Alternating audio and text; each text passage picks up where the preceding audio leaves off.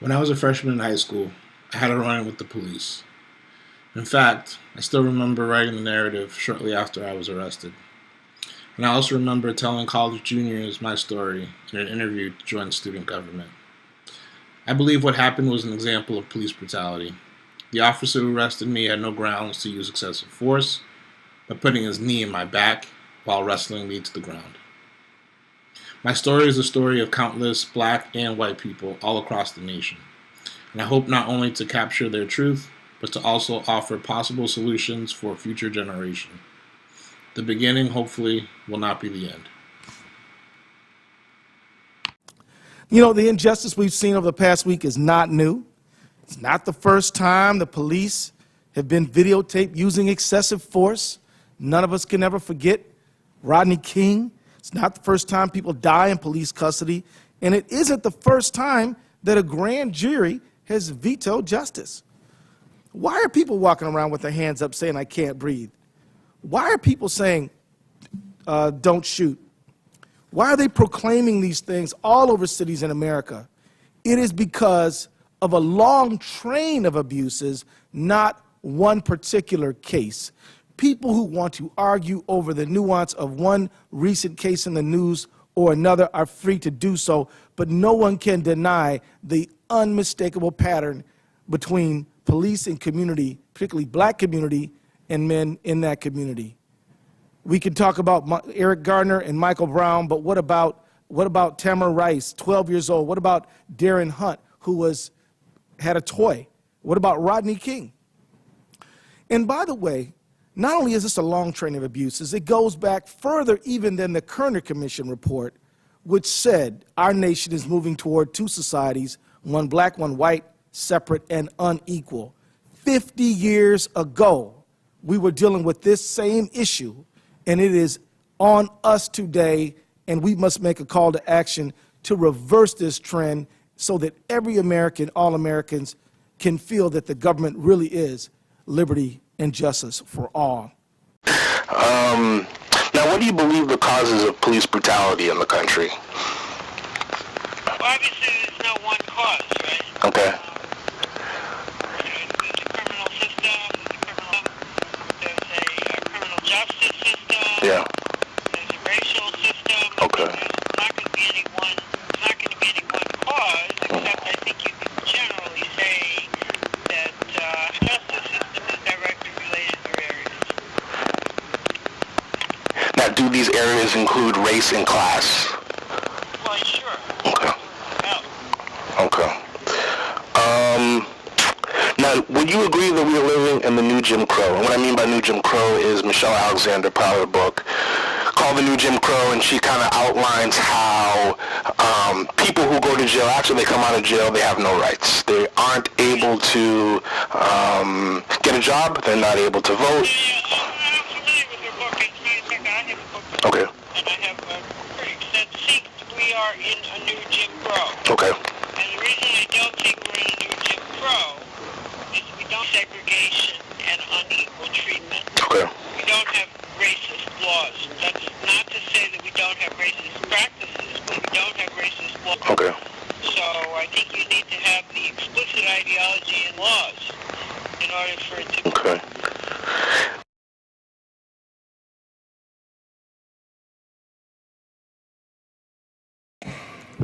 Mr. Speaker, hands up, don't shoot.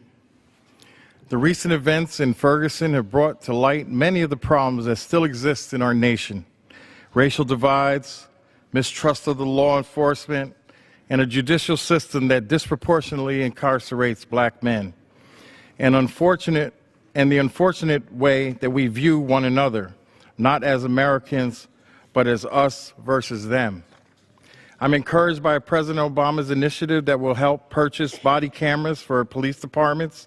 This will increase accountability of the law enforcement, and it will protect our police officers by deterring wrongdoers.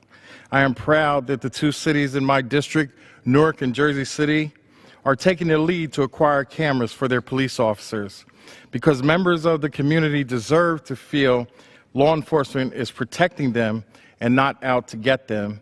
And in turn, our protectors deserve to be protected as well. This will be a step in the right direction. I yield back.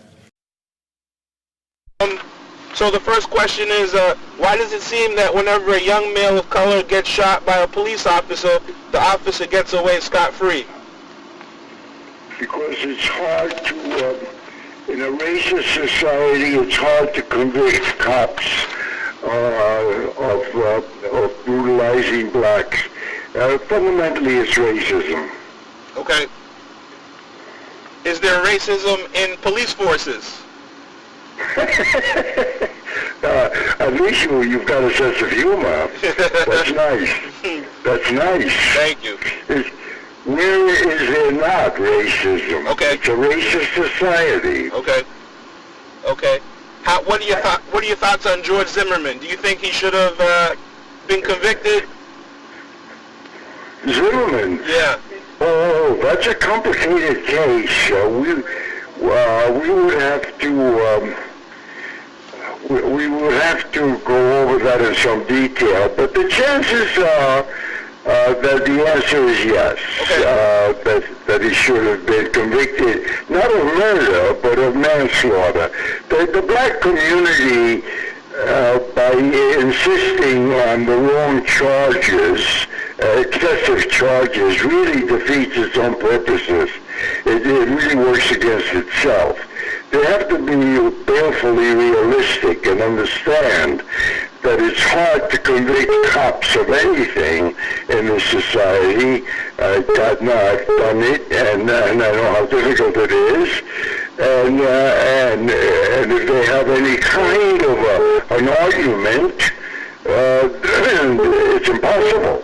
So we've got to understand that it's a complicated issue, the fundamental problem of which is racism, and the police are at the cutting edge of a racist structure in the sense that they impose the societal values and in a racist society, you're imposing racist values. So that's where it is, and that's where we are. Not a mystery. Okay. Do you think Donald Trump is fanning the fire with some of this stuff? Oh, absolutely. If you look at Donald Trump's fundamental support group, it is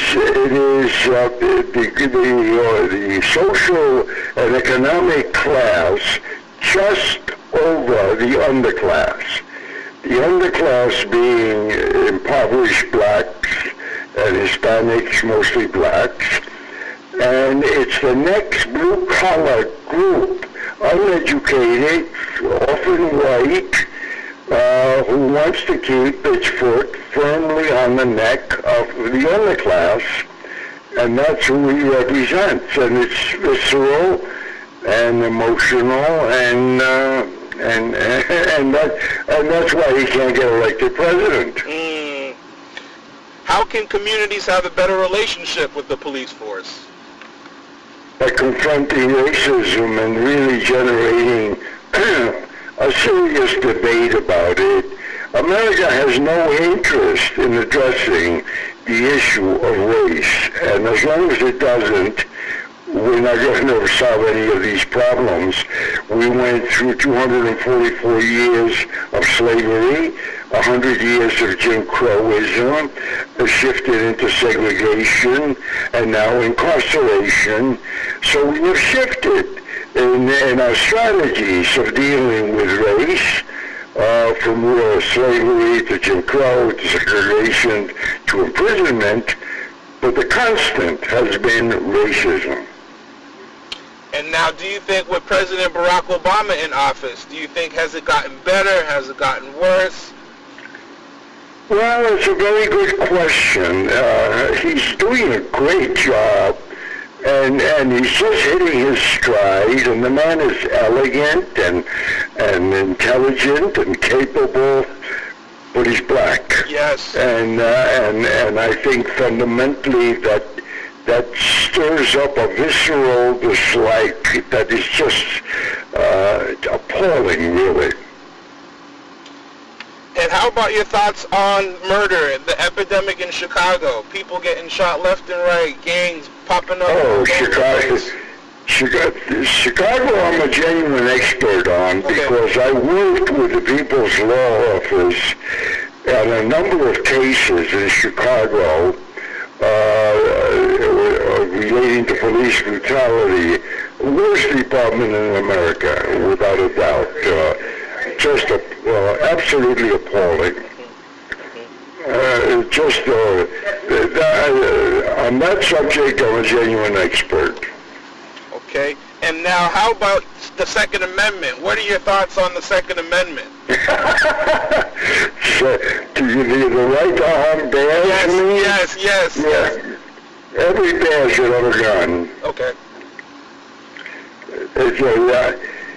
I have a long history of deep involvement in attempts to impose gun controls in America, especially on handguns and concealable weapons, all of which have been defeated, and in some cases with humiliating results. And so, do you think regulation is in store, or? I don't think anything is in store. The National Rifle Association is in charge. They have it all the wrong way, and it's appalling. It's horrible. It's very, very stupid. But it's America's obsession with a kind of a sexual obsession with guns. And then my last question is, what message would you like to pass on to youth as they listen to this interview? As they listen to what? This interview. Any messages that you might have? What can you do to generate a debate about race? Racism is the issue. We must confront it. Okay. Thank you so much for your time, Mr. Boozer.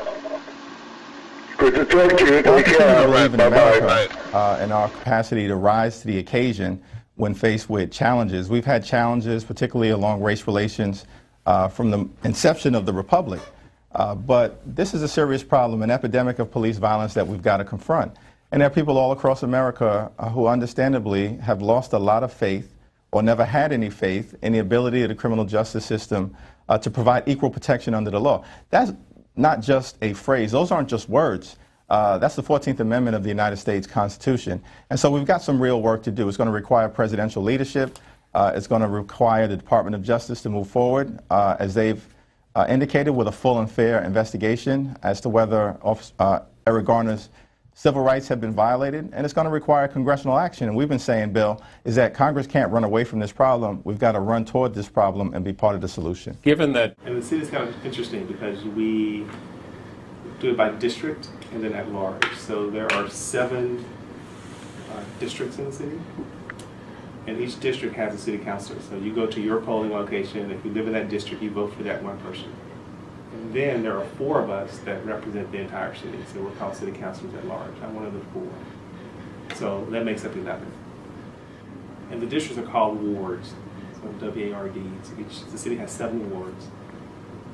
And in each ward, there are actually 4 precincts. So we have 28 precincts in the city, and each precinct has a different voting location. Are you familiar with how government works, like the different branches of government are? Mm-hmm. So what are they? Judicial, executive, and legislative. Yeah, so that pretty much how it works at the state level and close to that at the city level. So we already have a judicial branch because the judicial work is done at the state level for the most part. But there are kind of like county courts and things like that. And there's like the courthouse here is, in Brockton, is in Plymouth County and stuff like that. But there is an executive branch, which is the mayor's office, and then there's a legislative branch, which is the city council. So our role is to make local laws.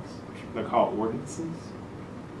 So local laws, we do a lot of constituent services work, as I mentioned to you. So when families or businesses find themselves in a pickle, they got themselves in trouble somehow, or they can't figure out how to get through the bureaucracy, they call to the council and say, hey, I need help, can you help me with this?